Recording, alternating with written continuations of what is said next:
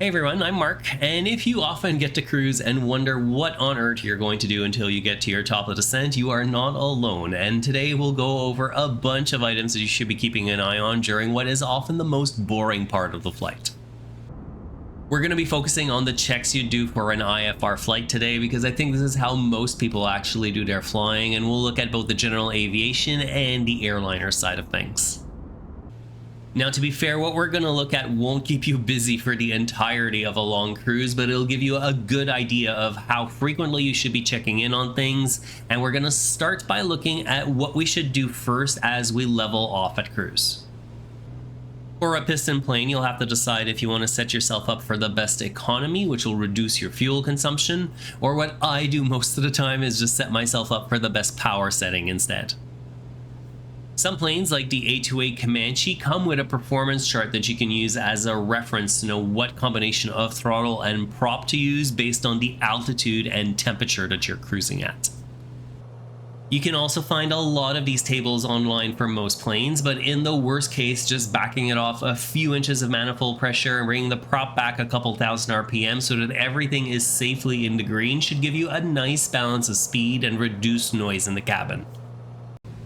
There are also multiple ways to lean the engine depending on the instruments that you have on board, and you'll want to do that anytime you're cruising above 3,000 feet. But at the end of the day, it comes down to the same process of finding your peak EGT and enriching it from there. I've covered how to do this for a few different planes in the past, including the A2A Comanche and both the Analog and the G1000 Bonanzas, as well as the C172, so I won't cover it again, and I'll link you to those in the description. Once that's done, it's worth double checking your airspeed is what you expect it to be, because it'll be the best way to identify if you've forgotten to do something important, like say leaving the flaps or the gear out. It's surprisingly easy to forget something like that in a GA plane because it probably won't give you any warning about it, but as things slow down at cruise is where you're more likely to notice it, so just take a second to check that out. In a turboprop, you should also make sure that your power and prop are set where you want them for cruise, and it doesn't hurt to run through a checklist to make sure that you didn't forget something important either. For airliners, you don't have all that much to set up either, but it never hurts to double check your FMA is in the modes that you expect, and you can also double check that you turn the seatbelts and the landing lights off, and the APU is one of them that I just seem to forget about as well.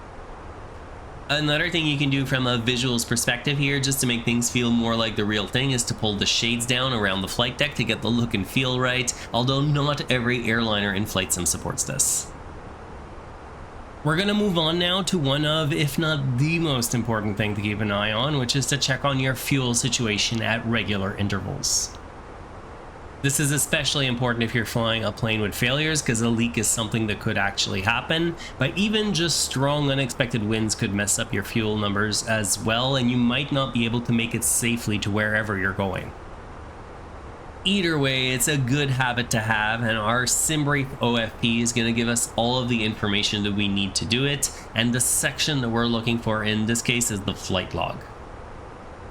Each waypoint of the route is shown on the left, and then over on the right hand side, the EFOB field has the estimated fuel on board at each waypoint, and then right below that is a space for the AFOB, or the actual fuel on board as you cross it. If we have a look at our route, we're coming up on the Robbinsville waypoint right now, and if we go back to our flight log, it says that we should have 10,000 pounds of fuel remaining at that point. So now if we close that out and we have a look at our fuel on board number on the eCam, you can see it matches pretty much exactly what our flight log said, so we're looking good. You can do the exact same check in a GA plane, but unlike an airliner, it might not have a total fuel on board number. So in that case, you'd have to add all the tanks up yourself, so your main tanks plus any secondary tanks. Another thing you might need to do in some GA planes is to actually swap the tanks throughout your cruise to keep your weight balanced, and some planes don't allow you to have both tanks on at once, or even going to your secondary tanks maybe if you're doing a really long flight. Each plane has different recommendations, but in general, if you swap your tanks every 20 minutes or so, it should be good enough, and you can even time it with when you do your fuel checks as well to make it easier to remember.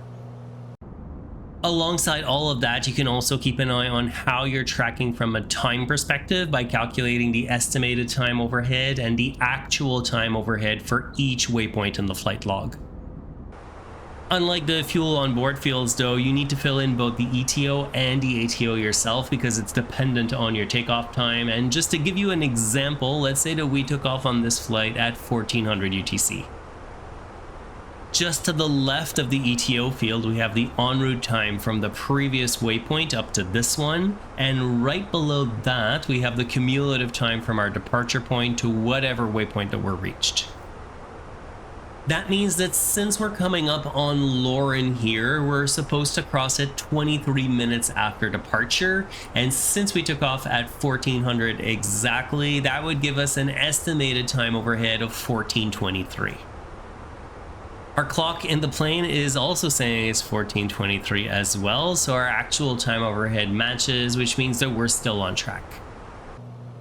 You can do this with any point along the route in the exact same way, and again, you don't have to do it for every single waypoint along the route, but I usually cross-check it every other waypoint just to be safe. If you notice a big discrepancy with either the fuel or the time checks, you'll want to look into what might be causing it, like maybe you're running into stronger winds than expected, which you might have to compensate for, and we'll look at how to decide that in the next section. The next thing to keep an eye on is what the winds are doing, not only at the altitude that you're cruising at, but also the ones just above and below you, because you can shave off a fair bit of flight time if you can find more favorable conditions. SimBrief doesn't always pick the best cruise altitude relative to the winds, so what we can do is check the wind information section of our flight plan to see if there might be better conditions at different altitudes. The way the wind information is structured is it's broken down by waypoint, and it shows you the wind direction and speed for each of them from your departure point all the way to your destination. For each of those waypoints, the middle row is your filed cruise altitude in flight levels, so 320 represents 32,000 feet, and you get two more altitudes above and below that so that you have a couple different options to look at in either direction. The second column is our wind direction and speed, so if you're running into a bad headwind at any point, you can have a look and see if it might be better at a different altitude, but don't forget that this is a forecast and not the actual wind, so you might get there and it won't be exactly what you expect. What I usually start by doing is comparing the forecast for my current altitude versus what I'm seeing in the plane, because that'll often give you an indication as to how accurate the forecast is and the odds that those other altitudes might actually be of help.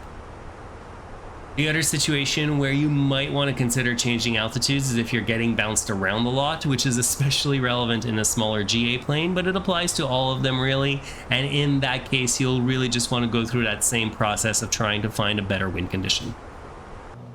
At the same time as you're doing those other checks, it's worth doing a quick instrument scan to make sure everything is still looking good, since it's an easy way to catch any potential issues before they develop.